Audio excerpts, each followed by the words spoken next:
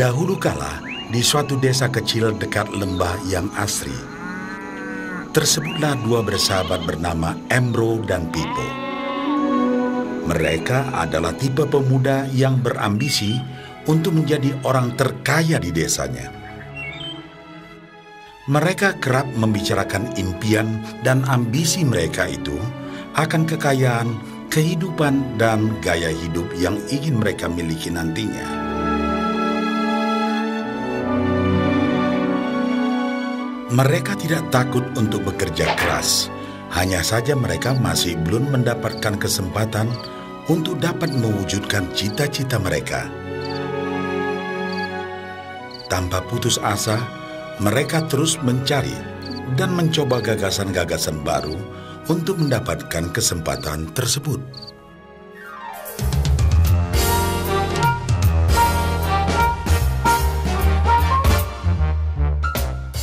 Hingga suatu hari, kesempatan itu pun datang. Desa mereka membutuhkan lebih banyak air. Oleh karena itu, kepala desa mempekerjakan Embro dan Pipo untuk mengambil air dari mata air di gunung untuk dibawa ke tempat penampungan di desa. Mereka akan dibayar sesuai dengan banyaknya air yang dapat mereka bawa.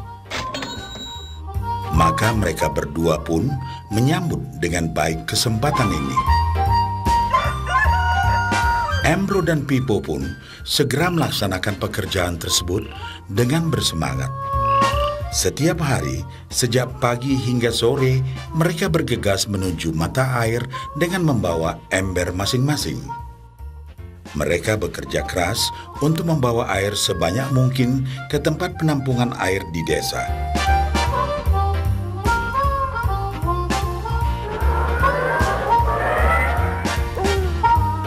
Menjelang sore hari, mereka pun pulang dengan membawa upah dari hasil jerih payah mereka hari itu.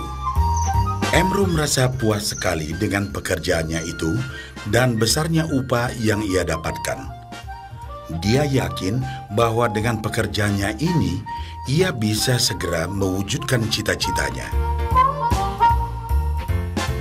Bahkan untuk menambah penghasilannya, Embro membuat ember yang lebih besar agar dapat lebih banyak membawa air. Embro yakin dengan penghasilannya sebesar itu, tak lama lagi ia bisa segera membeli sapi dan memiliki gubuk baru yang ia idam-idamkan.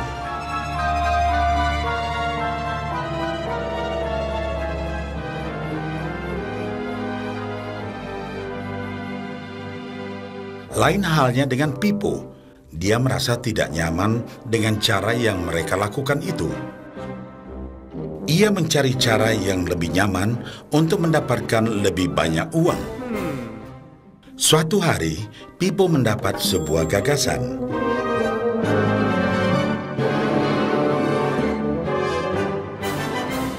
Ia berniat membangun sebuah saluran pipa yang akan mengalirkan air dari mata air langsung ke tempat penampungan air di desa. Dengan saluran pipa tersebut, ia akan mendapat lebih banyak air tanpa perlu lagi membawa ember ke mata air. Ia sangat antusias dengan gagasannya ini. Pipo pun mulai menceritakan gagasannya ini kepada Embro dan mengajaknya bekerja sama. Tetapi Embro tidak sependapat. Ia bahkan mentertawakan gagasan Pipo tersebut karena merasa dirinya mampu mendapatkan lebih banyak uang. Embro pun lebih sering lagi mengambil air dengan ember dan bahkan menggunakan ember yang lebih besar agar dapat membawa lebih banyak air ke desanya. Dengan cara ini, Embro yakin penghasilannya akan meningkat.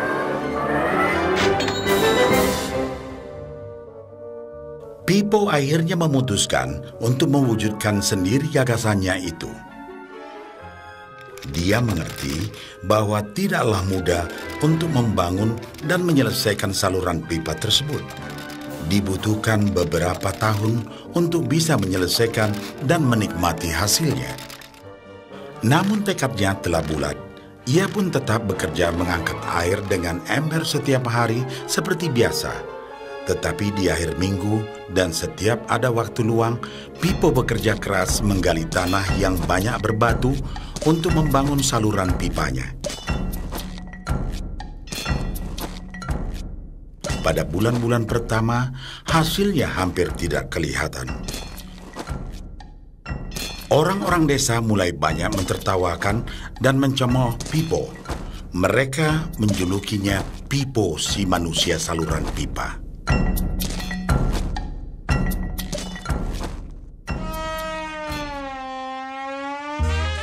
Sementara itu, penghasilan Embro telah meningkat 2 kali lipat. Ia sudah berhasil membeli sapi dan memiliki gubuk baru yang lebih besar. Gaya hidupnya pun sudah mulai berubah.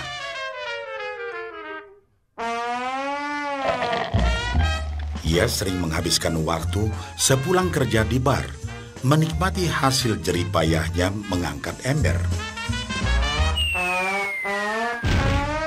Namun, tanpa disadari, badan Embro kini mulai jadi bungkuk karena begitu beratnya ia harus mengangkat ember besar setiap hari. Raut mukanya pun terlihat kelelahan.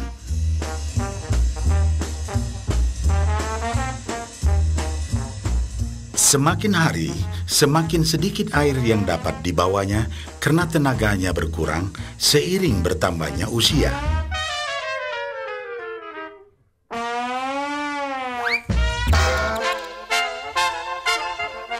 Bulan berganti bulan, tahun berganti tahun.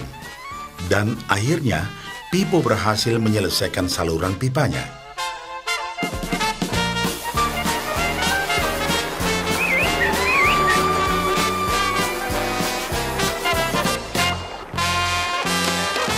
Kini, tanpa perlu bersusah payah mengangkat ember, Pipo akan mendapat lebih banyak uang berkat air yang terus mengalir memenuhi tong-tong air di tempat penampungan. Air terus mengalir tanpa henti, bahkan saat ia tidur, makan, ataupun saat pergi berlibur. Pipo pun puas dan bangga. Berkat tekad dan kerja keras, kini penghasilannya pun mengalir tiada henti, seiring aliran air di saluran pipanya.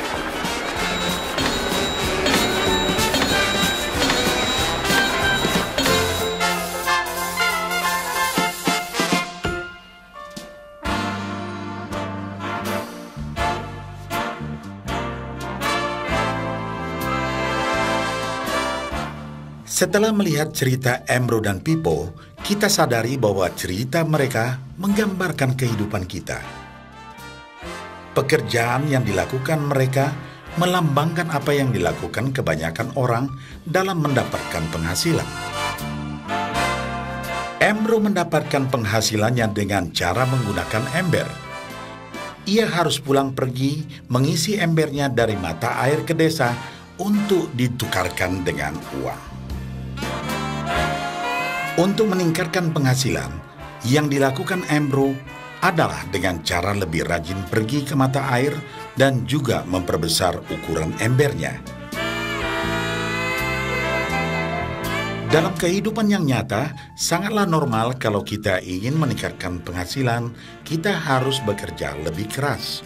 Misalnya, dengan bekerja lembur atau mungkin mendapatkan pekerjaan tambahan.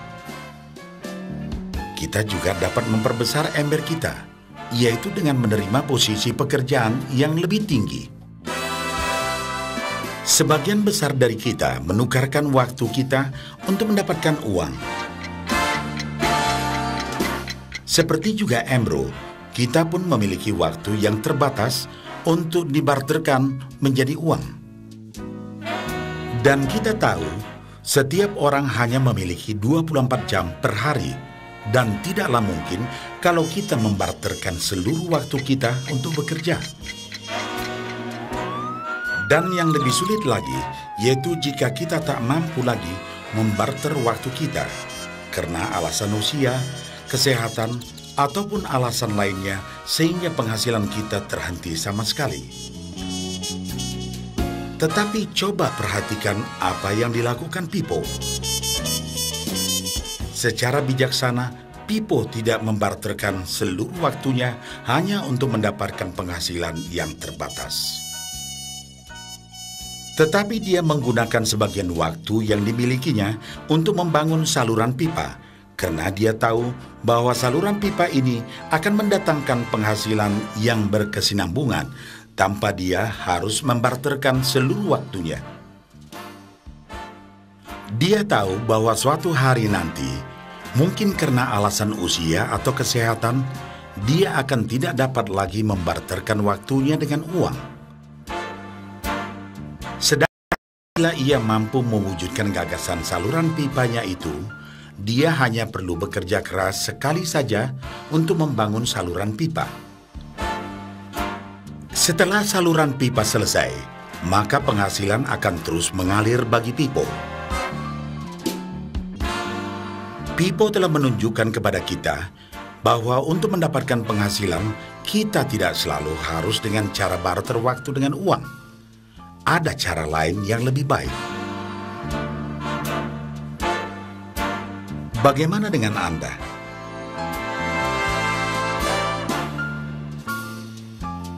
Apakah Anda masih seperti Embro yang membarterkan waktu Anda untuk mendapatkan penghasilan?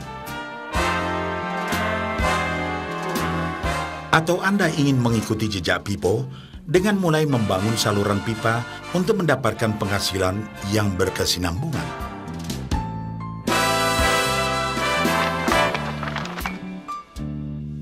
Jika Anda tertarik dengan gagasan saluran pipa, hubungi orang yang meminjamkan VCD ini agar Anda dapat segera mulai membangun saluran pipa penghasilan Anda saat ini juga.